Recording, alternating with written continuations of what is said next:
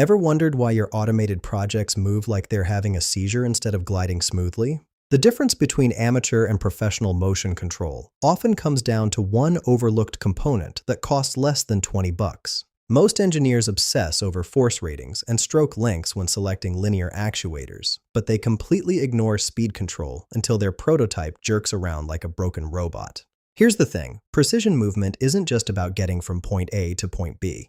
It's about how you get there. Enter the PWM speed controller. This little device uses pulse width modulation to rapidly switch power on and off, creating smooth, controlled motion without wasting energy as heat. Instead of reducing voltage linearly, which would cook your circuits, it delivers full voltage in precisely timed pulses. The duty cycle, or percentage of on time, determines your actuator's speed. Why should you care?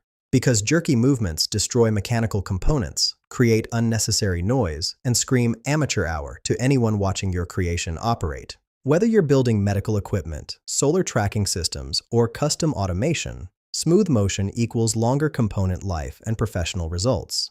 The best part? Implementation is straightforward.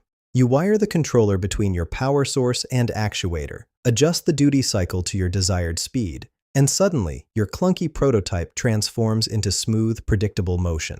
You might hear a high-pitched whine from the PWM frequency, but that's normal and often barely noticeable in real applications. Speed control isn't just an upgrade. It's the difference between a science fair project and commercial-grade equipment. Find the link in the description below to read the full article.